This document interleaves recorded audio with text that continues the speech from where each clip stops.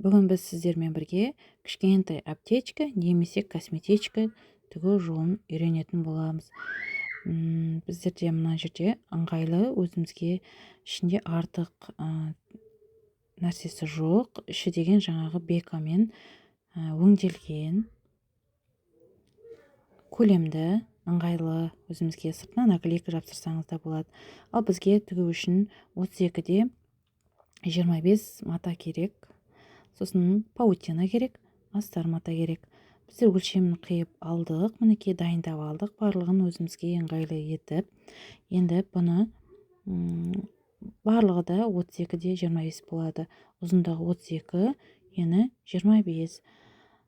Сосын бұларды біздер бір-біріне жақсы формасын ұстап тұру үшін жақсылап үтікпен бастырып аламыз. Әбден бір-бірінен ажырап кетпейтіндей қылып, жақсылап үтікпен бастырып аламыз. Асықпай, кәдімгі бұрыш-бұрышына дейін жүргізіп, жақсылап үтіктейміз.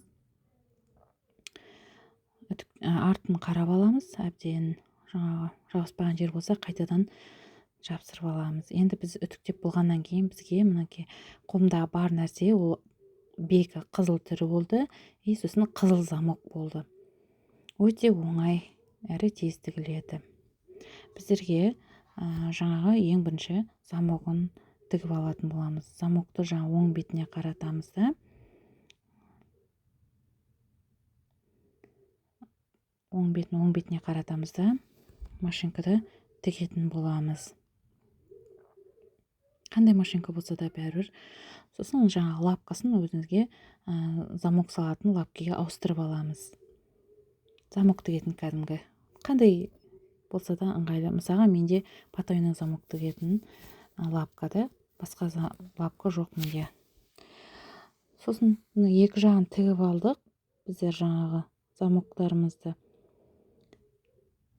келтіріп, енді сыртынан бір тігіспен жаңағы жатқызылып тұру үшін матамыз бір тігіспен екі жағынан замоктың жанынан тігіп шығатын боламыз. Замокты ашып отырып, екі жағынан тігеміз, замоктың жанынан. Көмпейіп тұрмас үшін басылып жақсы болып тұрады. Біздер замоктарымызды тігіп алдық. Енді жақсылап бастырып, былай қисайып кетпес үшін жақсылап жаңағы инемізбен қадап алдық. Екі жақ бірсе әрі, бірсе бері қисайып кетпес үшін жақсылап барлығын инемен қадап аламыз да, екі жағын жай тігіспен тігіп аламыз. Бірінші бір жағын тігіп аламыз, сосын оны жаңа бекамызбен обработка жасап шығамыз үстінен. Екінші жағында дәл солай етіп тігетін боламыз біздер. Екі жағында бірдей етіп тігіп алдық. Енді инелеріміздің барлығын аламыз да, жаңа екі бұрышын шығаратын боламыз. До конца замокты артқа қарай ашамыз, теңестіреміз. Теңестіргенде мыналай етіп жатқызамыз кәдімгі. Екі жағындағы жаны бірдей өлшемде болуы керек. Екі жағындағы. Келесі бетіне ауыстырамыз. Ол да сондай болып.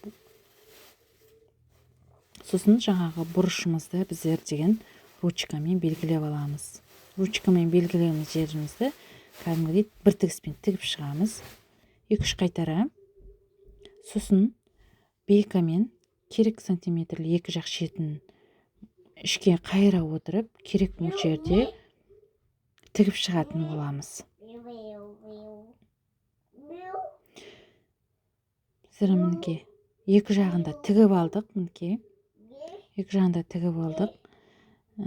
Сосын оңына айналдырамыз, бұрышын күштетіп, келтіріп, асықпай кәдімгі. Матаның бір жақсы жуыла береді, әрі формасын күште ұстайды. Сосын жаңағы